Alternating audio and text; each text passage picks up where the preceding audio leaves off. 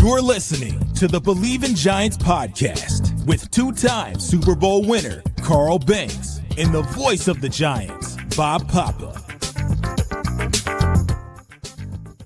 Welcome to another edition of Believe in Giants. Bob Papa, two-time Super Bowl champion Carl Banks. Believe in Giants, presented by FanDuel. And Carl, the much-anticipated schedule has been released, and now we know where we'll be every week during the course of the season. What did you think about it? My position has always been the same, Bob. It's the strength of schedule, strength of the team when you play them. Not, on paper, we can look at last year's results and say, man, Seattle's going to be a tough one. Man, the Texans, that's going to be a tough one. But where are they when you play them, right? Detroit, where are they when you play them? And then everybody looks at it and is like, they got the Cardinals. They may be better. Where are you when you play the Cardinals, right? So you want your team playing healthy. If you want to draw anything from last season, it's the 4 games with double-digit leads that were lost, right, against some really good teams. And you're building on that with a new regime that knows how to win football games. And that's what you go on, right? You know that last year against these good teams, you had a chance. You had more than a chance, and you blew it. This year, with a team that has had some additions and some subtractions, you should always be in football games. That's how I look at this schedule. I don't think there's a team on this schedule, just based on the way the Giants played against top-tier teams last year, that they were never supposed to be given a chance. And they lose those games, and they were double-digit leads in some of those games, and they blow them. So I feel like this team has a chance every week. What they do with it is a matter of execution and health. Yeah, I mean, you look at the Detroit game, going to Detroit to play on a Monday night late in the year. They gave the Lions all they can handle. I mean, it kind of ties into the schedule release, because that was the game in which Jameis Winston had the touchdown catch from Gunnar Olszewski. And Jameis did the video for the Giants on the schedule release, which was really cool. And they gave away a bunch of tickets, and he certainly has a career after football in front of the camera. We know that. I always go back to 2011. Obviously, that was the year the Giants won the Super Bowl. But remember, that was the year that Peyton Manning missed the entire season. But no one knew he was going to miss the entire season. So when the schedule came out in May of 2020, in 2011, I'm sure there were a lot of people, a lot of fans, a lot of media going, oh, man, we got to go to Indy and play the Colts. Well, he never played a snap. They won 2 games that year, and he wound up moving on to Denver. They wound up drafting Andrew Luck in 2012. So you're right. You have no idea what the teams are going to look like. The other thing, Carl, is factually, every year there's 4 new teams that make it to the postseason. So when they start giving your strength of schedule and what a team's record was the year before, we don't know which one of those teams is not going to be in the playoffs. We don't know which team is going to be the team in their division that goes from last to first, which has happened a lot over the last 20 years. So these are all things, like, you could look at strength of schedule and all that other stuff. But as we all know, all 32 teams don't return the same team, especially in this free agency era. Prior to free agency, teams were kept together. The large core of it was kept together longer. But, hey, look, it's fun. I mean, I don't know about you. Opening up at home against Dallas is something that the Giants, it's kind of a hurdle that they have to overcome. I know they beat the Cowboys at the end of last season, but that didn't really mean anything. It matters, though, Bob. It does, because the Cowboys' defensive personnel was on that field. And they now have a new defensive coordinator. So when this defensive coordinator looks at the Giants, they're going to we gotta reestablish ourselves against this team too. So it does matter. You know, they weren't playing for anything. They were protecting their players. Well, neither team was playing for anything, right? But somebody had to win the game. So it does matter. I don't buy, and this is hopefully a conversation we won't have to have week 14 of the season, playing for nothing, right? But there's always something, especially when you got two bad teams, somebody's got to win the game. So the fan bases can, you know, make the excuse, the season was lost. We didn't want to get Dak hurt. Okay. Well, you know, the Giants wanted to win the game, and Jackson Dart went out there and won the game for them. Yeah, I know, but my bigger point though, Carl, is they've had some early season home primetime games against the Cowboys where they have laid some eggs, like 2023, coming off all the emotion of the 22 season and the playoff win. And then Thomas, 12 sacks against the quarterback. It's raining. They leave Daniel Jones in the game, and we both were asking, why do they even have him in the game? They can't block for him. And it was a complete, and they taunted the Giants. DeMarcus Lawrence and Micah Parsons. I mean, it was just it was free luncheon at the quarterback. Yeah, and I mean, the Giants took the ball, went down the field, opening drive. It was beautiful. And then a false start, a bad snap, a blocked field goal. Your left tackle gets hurt. Your kicker gets hurt. And it's like the whole season unraveled. Like, they need to play well in that first game under John Harbaugh. And I think – No, you're absolutely right.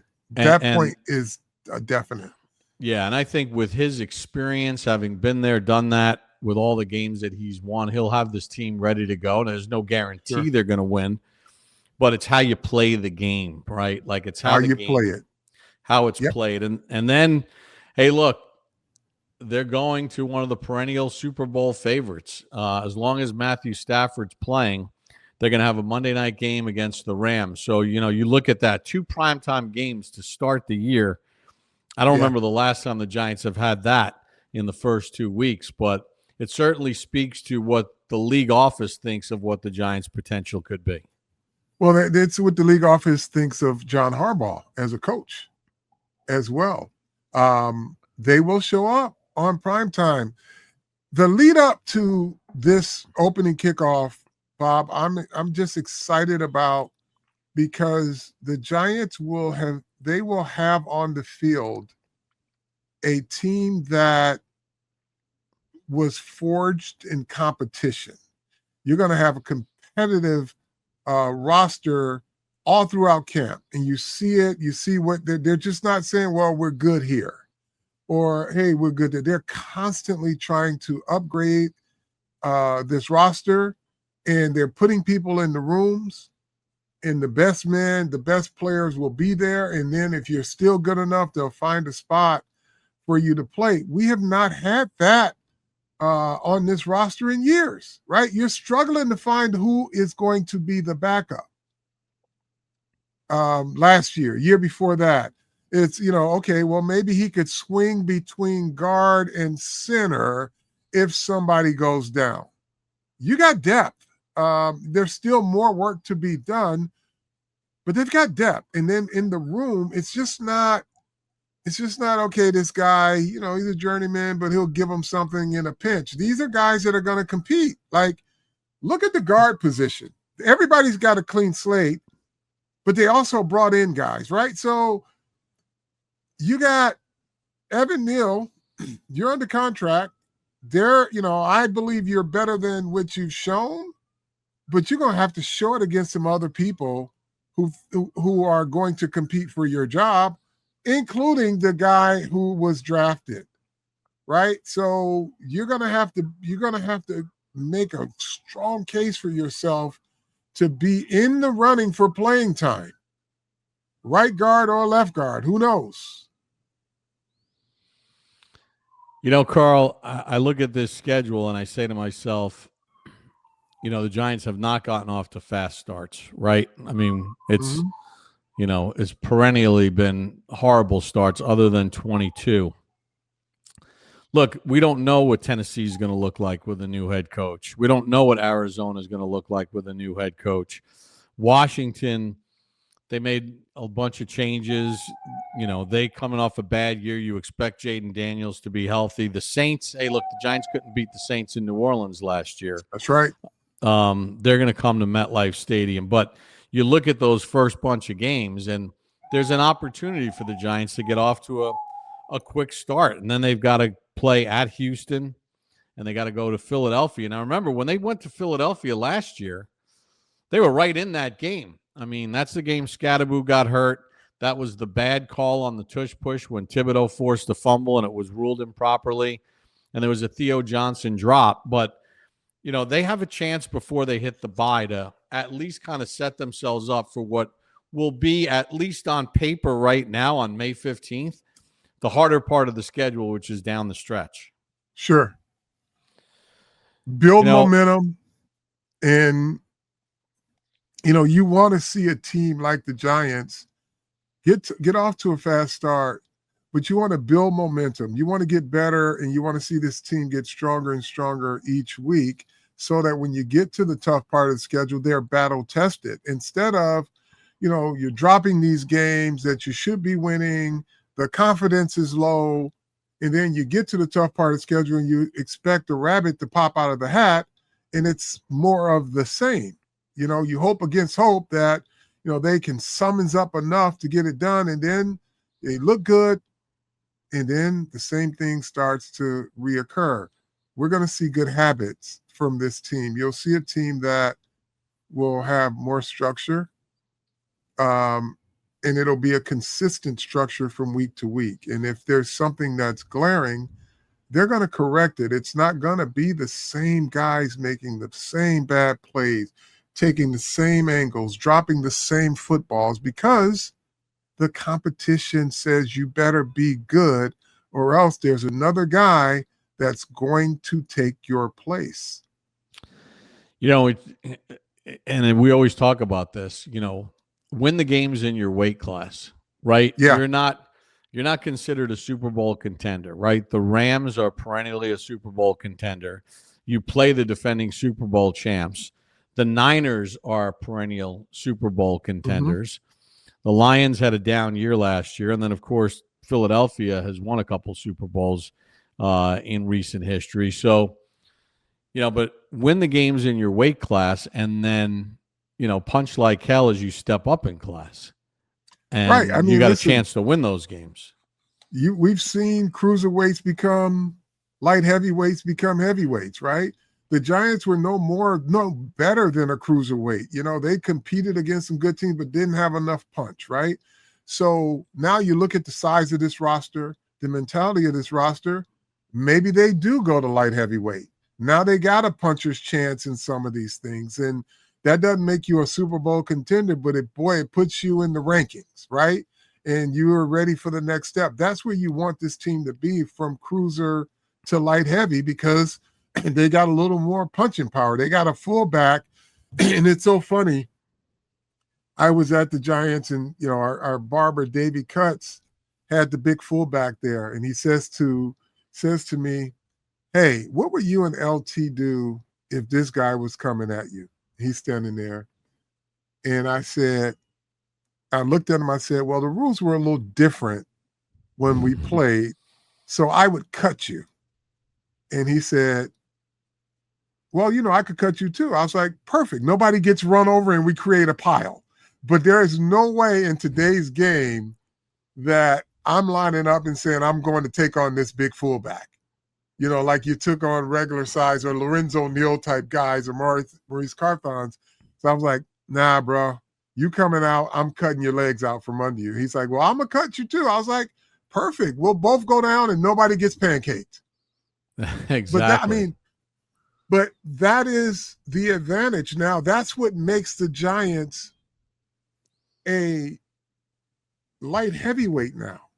They have a puncher's chance with Ricard, right? Is it Ricard? Yep. Mm-hmm. Patrick Ricard. With Ricard, he's a guy that now can knock you back. You got these offensive linemen that will knock you back. You've got the Cam Scatterboos running behind Ricard. That's going to push you back. That's the cruiserweight that moved up to light heavyweight. Defensively, they can get after you. Now, in the middle of your defense, you've got some bulk, right? You've got, Dexter's gone. Don't worry about that. But what they're going to do with their team now, when you look at the bodies they have in there, and I call Bobby Jamison Travis, instead of Jamison Travis, I call him Traffic Jam. Because when you look at the film on, they ain't going to ask him to rush the passer. If he's in the game, he's causing a traffic jam because he's a big guy who's hard to move, right? They're going to create pushback, and that's how you go from cruiserweight to being able to punch back now with guys. And then you've got guys who can hunt the quarterback, guys who can play the run, as opposed to you had none of the above, and then you had safeties that took bad angles, and it's bad coaching because for me, there's no way that you have a safety coming out of college that was so good. The game didn't change. The field didn't get wider. That took bad angles every single week. And then I know that in college he was really good. Or you got a cornerback that you drafted to play the slot who was a tackling machine one year, and then the following year he looks like a shell of himself. Or a cornerback who's a first-round draft choice who, for whatever the reasons, was great under Wink, and you saw potential, and it progressively got worse, and the only thing he did well for your team is return kicks and punts. And I am 100% certain, Bob, I don't know where Deonte Banks is going to land on this depth chart, but I am 100% certain that this kid's career will not be defined by his ability to return punts and kicks. He is going to return to some semblance of a guy that they drafted in this defense. Whether it lands him on a starting role or he's going to be a role player, you will see a guy that they drafted. There's no doubt in my mind that he is not going to be reduced to a kick returner, punt returner. Yeah, we talked about this on the last episode, right? I mean, anybody that was not drafted by John Harbaugh or brought in by John Harbaugh, you're on notice, right? Yep. Because he has no allegiances to you. One of the reasons why he got hired was because the team didn't win enough games over the last 3 years. So you're part of the reason why the team hasn't won enough games over the last 3 years. Well, you better show, because he'll look for new people, because he didn't come here to not win. Correct. So all he's done is won.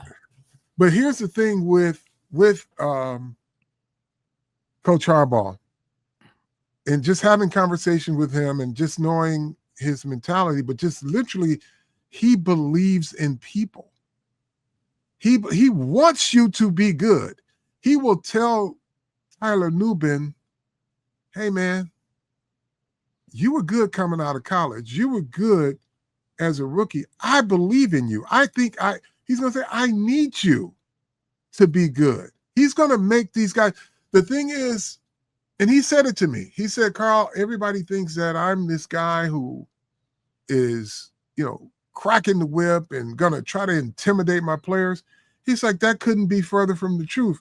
He says, when my players leave my meeting room, I want them to feel like they can conquer the world. Sure. That's the John Harbaugh. He's not, he's not going to tell you better get your ass in shape or else I'm going to run you. He's going to tell you, I believe you. I believe you can get in better shape. I believe you can, with our coaching staff, I believe that you're going to catch more footballs as a tight end. We're going to fix those drops of yours. It ain't going to be you keep dropping, running you out of here. Now, it's going to be implied through his belief in you, and his belief in your ability to get it done. Drew Phillips, it's going to be implied that the Drew Phillips that was locking guys up your rookie year and all over the place, that the expectation is that you go back to that guy, right? That's that. But he's going to tell you, I believed in this guy right here. I believe, Drew Phillips, I believe in this guy, not the guy who standing there and the ball gets completed in the Denver game. I believe we can coach you so that you'll make a play on this. That's the Harbaugh philosophy. It's not fold his arms and, say, okay, I told you guys we practice hard, and if you don't get it done, it's a revolving door. It may be a revolving door, but it's because he told you he believed that you could be better, and you didn't believe that you could be better, and that's why you've been replaced. But he's like, Carl, when I walk out of my meeting rooms, I want my players to feel like they could conquer the world. I don't want them to fear what I am going to do. That's not who I am. I believe in players. I want them to believe in us and believe in themselves. And that's why they play so hard for him in Baltimore. Right. And allow the players to be freed up to go play. Yeah. As opposed to, playing out of fear, which, can be obviously detrimental to what you want to do. Carl, there was a story earlier this week about Malik Nabers having a second cleanup surgery. I mean, who knows what's going to happen? Right. I mean, right now it's the middle of May. The season doesn't start until September the 13th. It's a long way off. They're going to make sure that he's right. So I don't know if he's going to be ready for opening day. Anybody that guesses is out of their mind as to whether they're going to have him on opening day. You just hope that when he does get back, we could see the kind of player that we know he can be. You think about that game in Dallas last year and what he was able to do and how dominant he was. And anybody kind of throwing a guess as to he's going to be ready, he's not going to be ready, we have no idea. But they certainly are going to need him to be 100% when he's ready to go. Right. The one thing that we don't want is the conversation of what if. What if he would have stayed healthy? What if nope, let's get him back 100% healthy. I believe that this coaching staff will have enough players that they will feel that will be productive until he gets back. He takes them up another level. But if you're John Harbaugh and his offensive coaching staff, Matt Nagy and crew, you're saying, we don't miss what we don't have. Let's work with what the roster is giving us now. And if we add something else to this room, let's work with that. So they're not anticipating him being there. They're installing as if he's an injured player, which he is. So you can't count on him. He's not back until he's back healthy, right? There's no demand for him or mandate for him to get back week one. The mandate is for him to get back 100% healthy, whenever that may be. So I think everyone needs to level set as it relates to his health. Like you said, there's no timetable. And, I follow Dr. David Chow, and, he's been giving fans a very sober analysis of this. He's like, it takes time. And if he comes back, for the first game of the season, he would be pleasantly surprised, but he would be surprised. And so I think they're going to take every cautionary or precautionary measure to make sure that Malik Nabers is back the way he is supposed to be back and not rushing based on any timeline. This coach is going to be here for a long time, folks.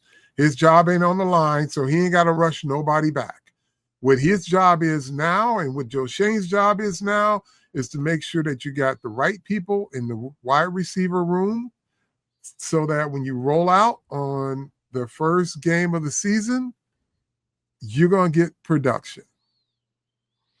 And traditionally, the Giants, somewhat like the Yankees, are very conservative as far as players coming back.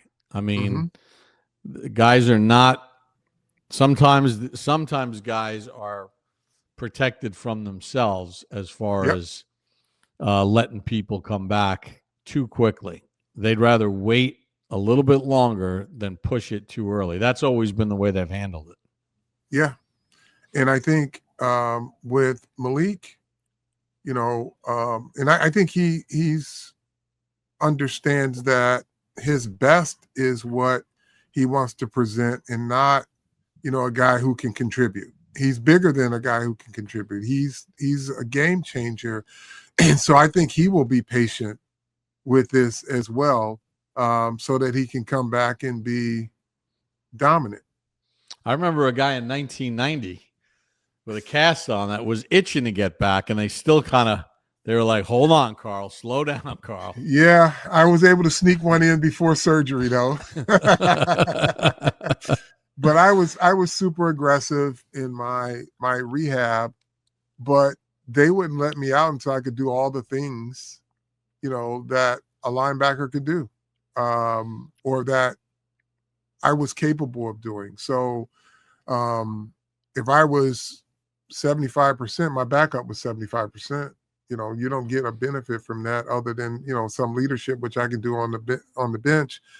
But I got, close to 90, 95%. And they were like, okay, he's a difference maker. So let's go.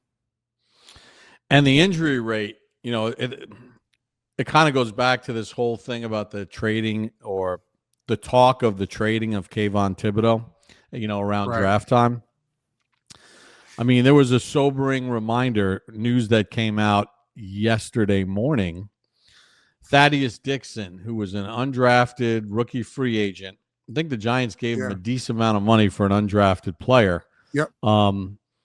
Played at Washington, played last year for Belichick at North Carolina, but someone that the Giants really liked.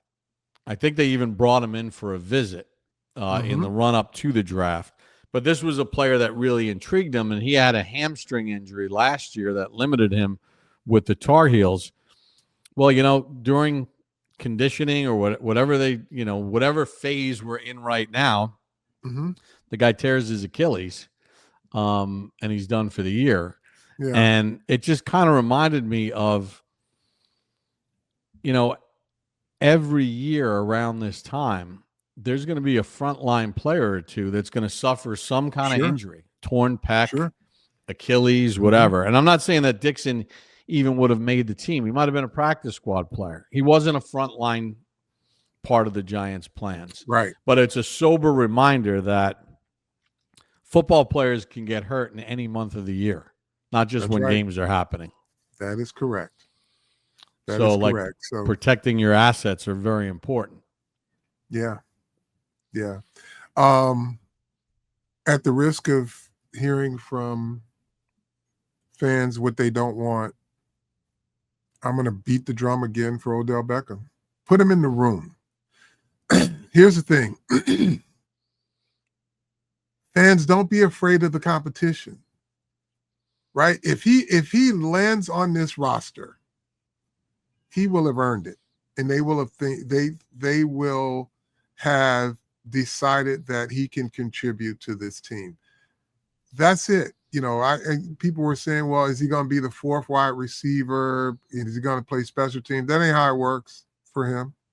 He's not joining the team. If he makes this team, it won't be to play special teams. It'll be because he can contribute as a wide receiver, and he's going to make the entire room better. So I don't know what the economics are, but I know if you put him in the receiver room, everybody's going to get better or get left behind. And look, he may get everybody better and not make the team. But my money's on if he's in the room, he's going to make the team. And people say, well, he's going to make the team if he's there. Right. And then people are like, well, he's going to stunt the growth of some young receiver. No, some young receiver will see exactly what it takes to be at a certain level to be an NFL wide receiver. That young receiver is going to learn from watching someone like Odell Beckham. So I don't have a problem, and people are just really, bringing up stuff. And this guy's been on multiple teams since the Giants, and they are, which did not result in bad things, right? Won a Super Bowl and was going to be the Super Bowl MVP had he not hurt his knee. Like I said, as a NFL community of fans, we have absorbed the aura of Odell Beckham. It's been digested. We know what he is. He's no longer the center of the universe. No longer. I mean, that star is within him, but it's not where everybody is like clamoring, right? So let him do what he does now. That's what he's been the last 5 or 6 years of his career, is this a freaking star player who doesn't drop footballs. And he's going to compete. He's going to always be in shape, and he's going to always make everybody better, either by example or through tutelage. And he's a mature player, but I put him in the room, put him in the wide receiver room, and see who comes out of that bucket. I would love to see it. Listen, I'm all on board with what you're selling here. Yeah. Anything that, any of your other hangups with Odell Beckham, I think that's fear. I think you're afraid that he might be good. I think you're afraid to have him there because you got your hangups. If he's good, your Giants receivers and your offense is good. I'm just saying, he's well past hugging nets and stuff like that. Yeah. Like I said, the aura has been absorbed. We are good. But I just think, some fans are just afraid that he's going to be good. And I don't know why. It's mutually beneficial. Folks, embrace it. If he's there, if he doesn't make the team, you can clap your hands and say they never should have did it. If he makes the team, you better be on board clapping for him to be the best that he could be. I think one of the biggest challenges that they'll face with this, right, is, first of all, I'm guessing it wouldn't be something that happens until you get to camp anyway, or just the eve of camp or whatever. But the other thing that you have to look at, Carl, is, they have inside knowledge that we will never be privy to as far as where Nabers is in his recovery. Sure. Because, and then the other thing that you keep in mind is you can't just look at the receiver room, right? You have to look at the entire roster. What happens, God forbid, if at some point in this offseason or when you get to training camp, you suffer a rash of injuries at another position? Well, now the question becomes, can you afford to have a player in that room that can't give you anything on special teams, and maybe your top guy is not ready to go? He's going to start the season on PUP. I'm just spitballing ideas. Yeah. So and that's a reality. That's injuries, an NFL reality. Injuries in other rooms could affect the viability of whether they can carry that luxury item. That's right. Absolutely right. So we'll see what happens. Anything else as far as the schedule? I mean, they end with 2 division games. That Monday night game against Detroit, that's in that flex window. Hey, listen, the Giants have 11 1 p.m. games. They have 1 4:25 game, which is at Seattle. They have the 4 primetime games. Obviously, Dallas, Monday night on the road against the Rams. Then they have a Thursday home game on November the 12th against Washington. And then the game in Detroit on the 28th of December, I think. And then they have the 1 TBD, which is the last game of the regular season when they host Philadelphia. But they end with the Cowboys and Eagles. And all I hope for, Carl, is when we get to December the 1st, that we know that San Francisco game, Seattle game, Cleveland game, Detroit game, Dallas game, Philadelphia game, that the last 6 games means something as far as can we get a wild card? I don't want to get ahead of my skis and say, oh, win the division. I mean, that's nirvana. But just like, hey, give me the last 6 games. We're through 11. Yep. Whatever the record is, but you still are, you got a shot. Just give me a shot. Yeah. And that would be a welcome change to a fan base. And here's the other thing that I really like about this schedule are the amount of 1 o'clock games, because Giant fans will be full of energy. It's appointment football at 1 o'clock on Sunday, and everybody wants to tune in at home, but those who have tickets will show up. And, you know, that MetLife Stadium needs to have some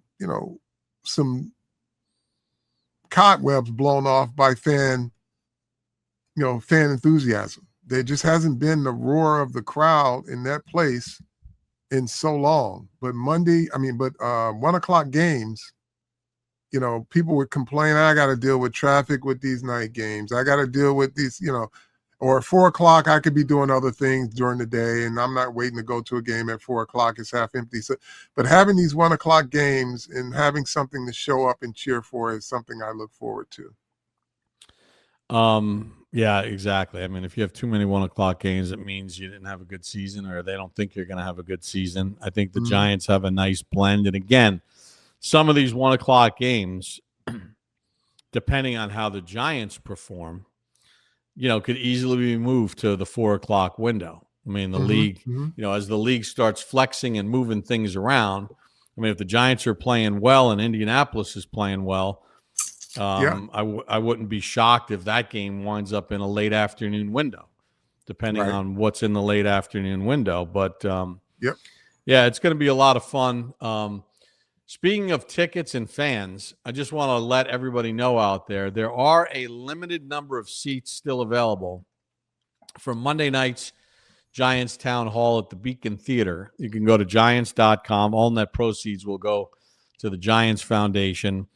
Coach Harbaugh is going to be there. Joe Shane. Rookie class is going to be there. A bunch of active players, including Jackson Dart. Then me, you, and Phil are going to do an 86 discussion. And you're going to do the nice reveal of the starter. Oh, man. Yeah, it's going to be some fun. Folks, 86 was a good year. We're going to really relive that and retell those stories through apparel, what was on the sideline, what was in the communities. It's going to be fun, man. I'm super excited. We had a photo shoot last week, and Pepper, Otis, Phil, Phil was in a lot of starter ads. We recreated a few of those. Oh, really? Well, he was the quarterback, so the Parcells sideline parka. I'm not supposed to be talking about these things. Yeah, but it's going to be some fun stuff. We're going to reveal it on Monday night at the town hall. Yeah. There's going to be a nice big reveal. All right. How do we like to end this thing, Carl? Tell a friend to tell a friend. Believe in Giants. Presented by FanDuel.